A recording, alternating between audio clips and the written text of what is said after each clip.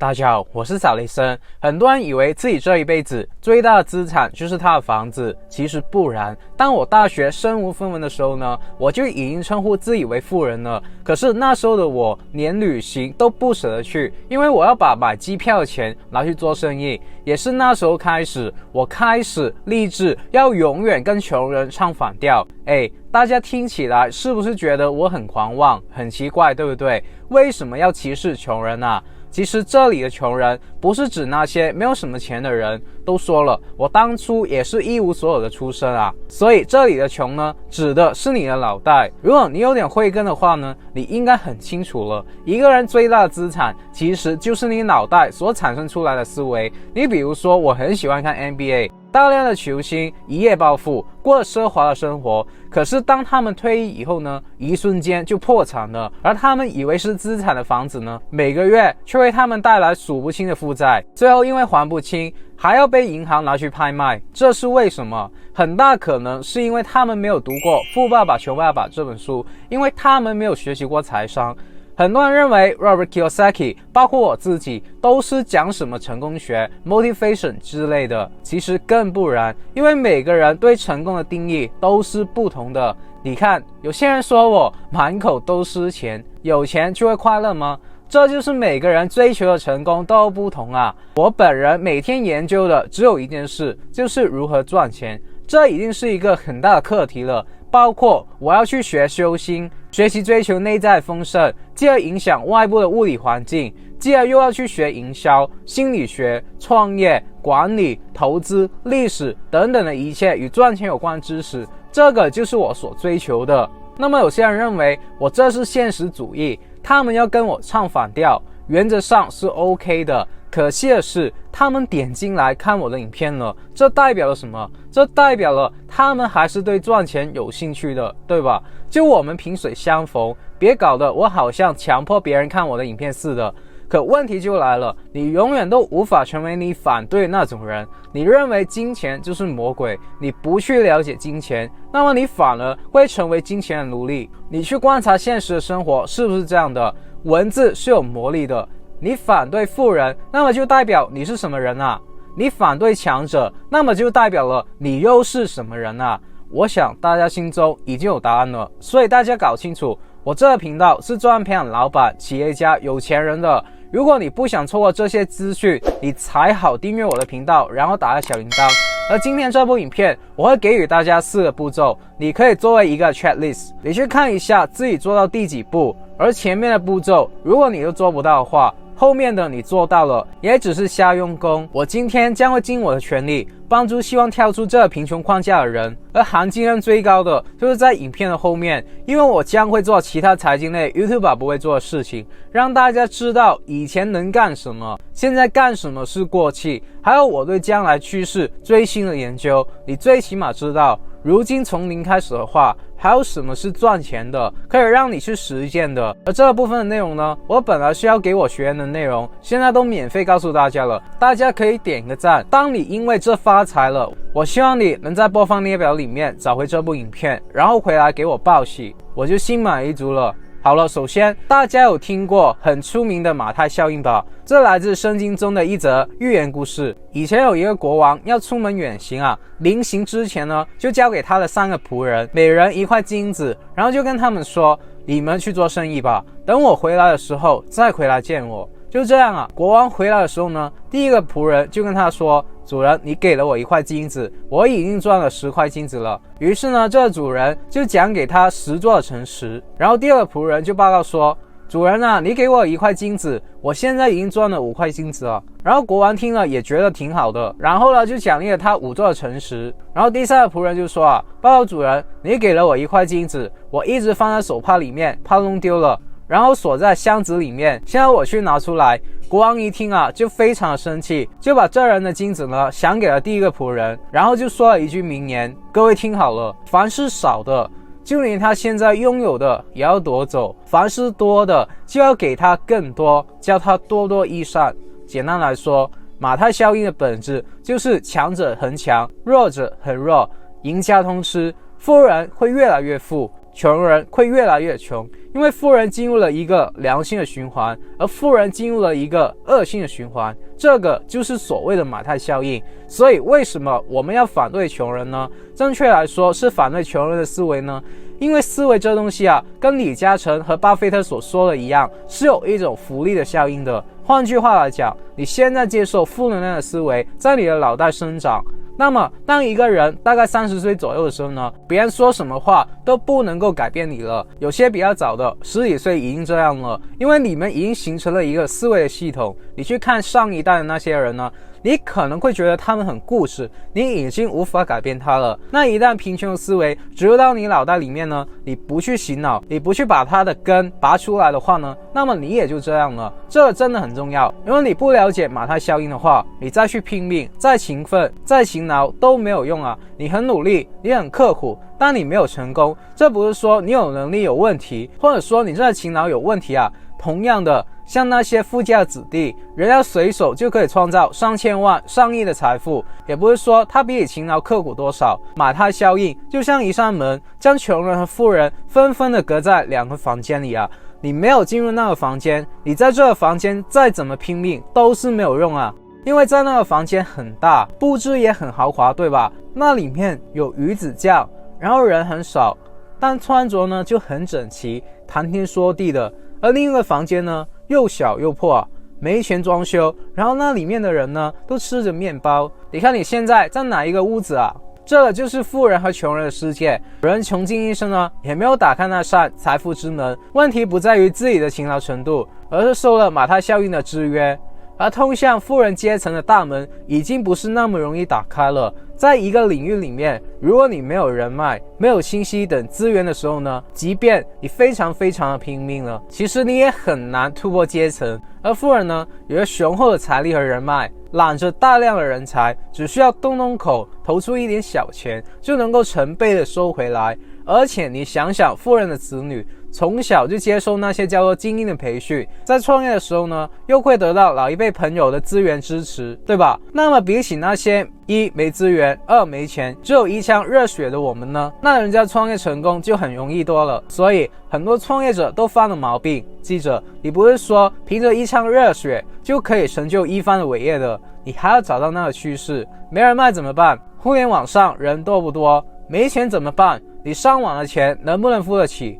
我有时候很感叹的跟父母说啊，我说当今移动互联网的时代，如果我变回一无所有的话，我会干嘛？早上我会去做乞丐，把求回来的钱下午拿去网吧，开始在互联网创业。因为互联网上实在是有太多创业的机会了。你比如说以前我做电商，现在的自媒体，对不对？甚至我还可以去学点基础的设计，然后加点自己的风格，再把图片放到 NFT 的 market 去卖，对不对？更不是说现在的短视频啊、直播带货了这些了，每一样都能够低成本的赚到大钱。那么关于这个趋势，我自己也真的亲自实践过、研究过，发现有一些真的很简单，而且非常适合每一个人去做，非常零成本而且暴利。那这些呢，我把它记录在一个完全是免费的培训里面。虽然是免费，但唯一的门槛是有人数限制的，而且不能重播。大家有兴趣可以在影片下面的描述栏报名，我就不在这里公开了。那么除此之外呢，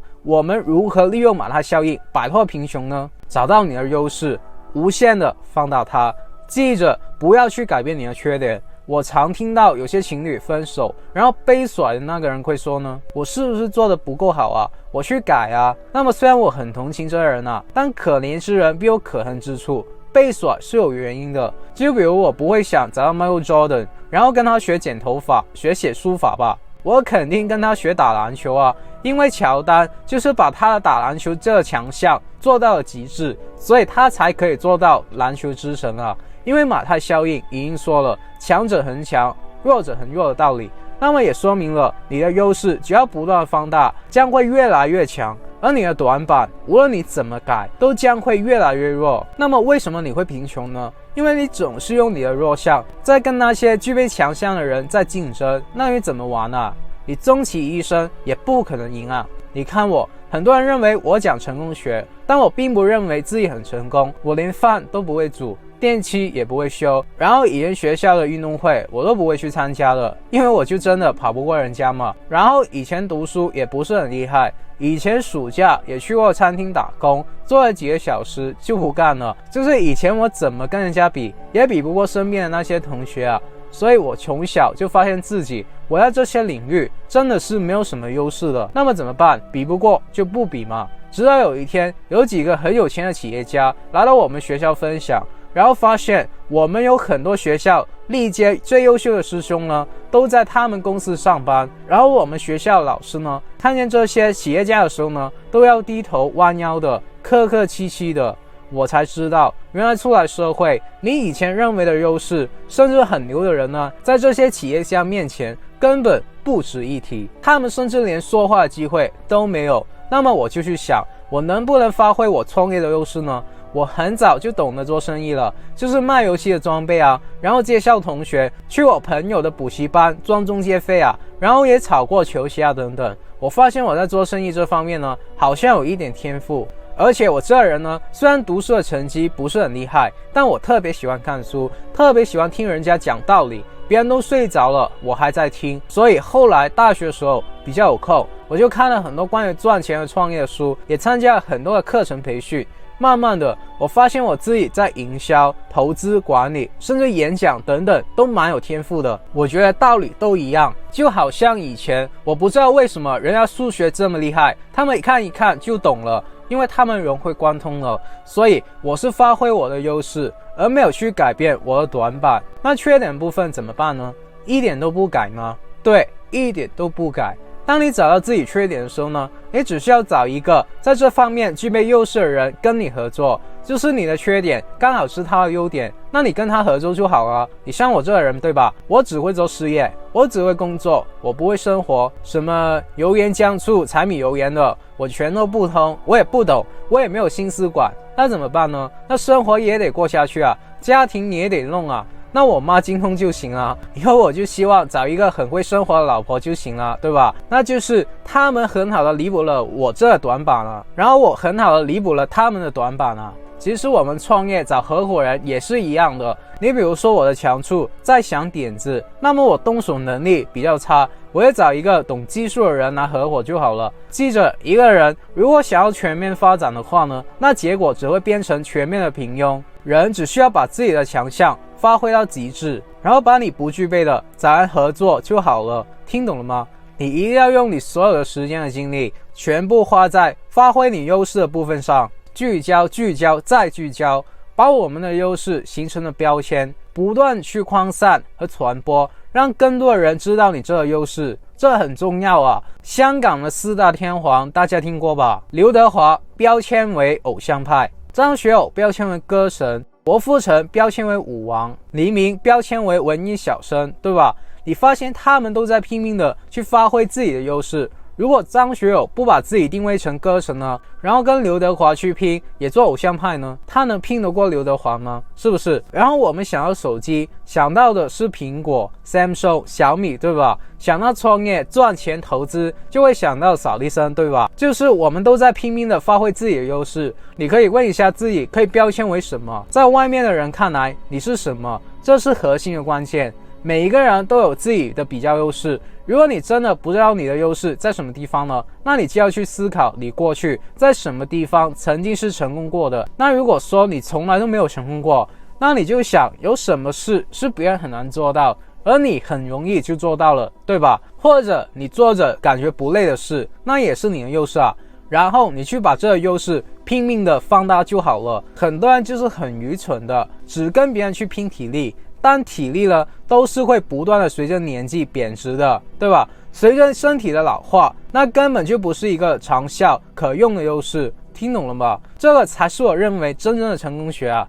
那接下来就是含金量最高的地方了。当你找到了自己的优势以后呢，那到底有什么领域适合你去拼命呢？我总得先从大领域框起来嘛。什么意思呢？各位看好了，我多解释一下。我当初创业对这个世界的分析啊，首先是第一个阶段的时候，我不说太远，最近的话我认为是2000年以前的时间吧。整个社会的人均 GDP 也比较低，所以人们都需要一个东西，就是物质的消费品。什么叫做物质的消费品呢？比如说饼干啊、饮料啊、家用电器啊、服装啊、单车啊等等的这些东西，就是这些才是家家户户需要的。以前还有家用的电话，对不对？就大家都需要这些物质上的东西，目的呢就是去改善基本的生活嘛，这就是那个阶段主流主打。那么以前你去卖这些东西，不需要什么商业模式啊、营销手段啊，你敢去卖你就赚钱了。那个时代最赚钱的就是你去做上游，你去做厂家，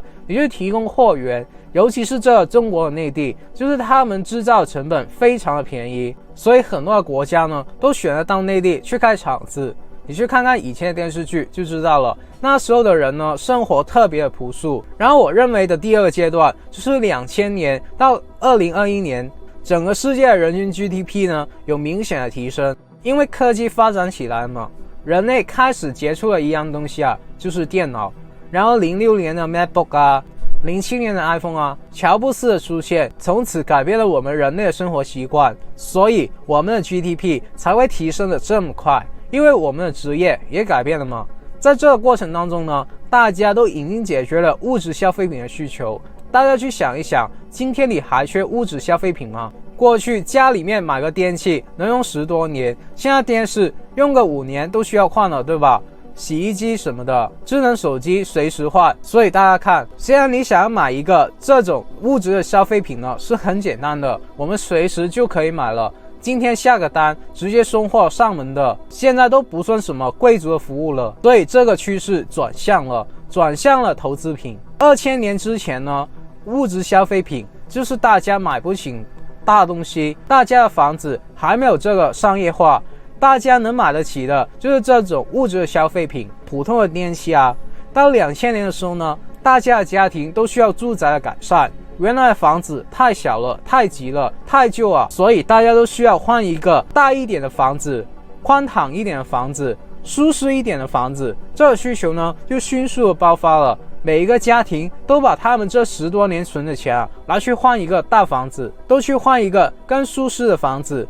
这是不是过去和现在需求？以前大家都没有什么钱的时候呢，那大家买生活用品就行了。但以前那段时间，很多人都下海创业了，但门槛很低的情况下呢，很多的人都成为了暴发户。就算不去创业的人，去普普通通打个工，收入也提升了，存到钱了，那当然会去想一个问题：我们家用的电器不用愁了，吃喝拉撒也不愁了，我们就去换大房子吧。然后你换房，隔壁的小王看见了，也觉得不能让人瞧不起，他们也去换房了。然后家家户户都想去换一个更新更大的房子，然后换了房子就要装修啊，把房子搞得好一点啊。所以这个阶段房地产所牵扯到的行业都是最赚钱的，应该这么说吧，这是一个投资品主导的阶段。什么叫投资品呢？第一，投资品就是保值增值的东西，就家庭有钱了以后，除了换大房子，还有就是保值增值的东西。保值增值的东西呢，在未来10多年还是很旺盛的。说白了，就是什么资产能够保值增值呢？以前的影片也说太多了，大家可以回顾一下。这些人有钱了以后呢，手上拿着现金怎么办？他们就想要拿去投资啊。所以金融的行业在这段时间呢是非常的发达的。那么第3个阶段，各位听好了，这些重要的内容一定要认真的听。就是互联网出现了以后，到现在到未来至少30年是个什么样的过程？各位听好了，就是精神的消费品。其实这是一个很简单的需求金字塔理论所衍生出来的。当你家里又不缺吃、不缺穿、不缺家用电器、不缺汽车了，干什么呢？该出去走走看了，该欣赏优秀艺术影片了，看看演唱会了，看看歌剧了，喜剧了，芭蕾舞了，表演了，出去旅游了，健身了，这个真的非常重要啊！这是现在人类的需求，也就是说，我们人类是非常愿意花钱在这些地方的。你要去赚钱，你就要在这些行业，也就是牵扯到精神层面的、文化层面的，能够提升自己的行业去入手。不过这些是大家都已经意识到的行业，而现在或者将来最赚钱、最暴利的、最主流的行业呢，必须是线上的行业。如果你现在的行业、你的生意、你的收入来源不是来自线上的，不管你信不信，在未来的几年里面呢，很有可能你将会被淘汰。被什么淘汰呢？现在的移动互联网已经在发展的人工智能，还有颠覆性的元宇宙，这些趋势已经在告诉你，你不转型，那么等着你的只有一个结果，就是经历一次科技的革命。任何行业都是1%的人拿走99%的蛋糕的，剩下的99%的人呢，拿走的是1%的蛋糕。而如果你甘愿自己平凡，你只有一个结果，就是马太效应告诉你的，一直穷下去，这是铁定的事实，就是这么残酷。你不想被淘汰，你只能淘汰别人。鱿鱼游戏很残酷，对吧？现实更是如此，你必须要想办法逼自己成为那1%的人，而我的存在就是去协助那1%的人，因为只有抱团，我们才可以混得好一点。那有什么是线上，而且是精神层面的行业和项目呢？答案就是自媒体。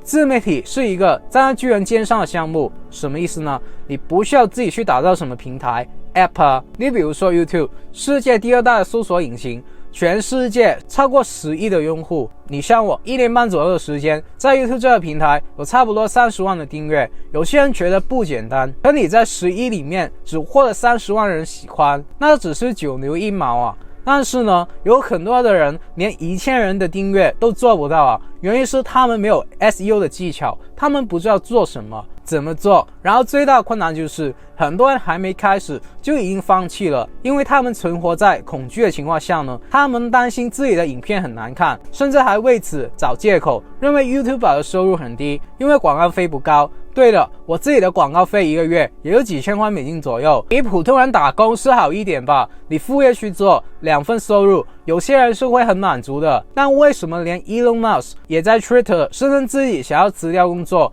全职当一个网红呢？因为得流量者得天下，这是非常重要的前瞻性。我们也不是教你成为一个帮 YouTube 打工的人，我也希望大家可以学习 YouTube 创业。如果你对这方面有兴趣，你一定要走进我们创业商学院，我会手把手的永久性的告诉你，我自己实践过，花了大量金钱，花了大量时间去研究和参与外面课程所得出来的真实的经验和数据，都是商业机密中的机密。如果你现在在影片描述栏的连接加入，还可以获得我私人给予的前期优惠，还有财富自由品书会永久会籍。品书会除了会更新100本书让大家听书以外呢，我本人还会在里面讲一些关于财富自由的不定期课程。而最值钱的就是我们几千人的 Facebook 富人精英群，大家会在里面分享自己的资源，比如做什么生意啊，最近对赚钱有什么体会啊，有什么最新的资讯啊，甚至是读书后的成长的体验。那这些就是我能为大家私下做的事。那精神消费品呢，也就是成为了我们创业的一个非常重要选择项目。在未来的30年吧，精神消费品绝对是主力中的主力啊。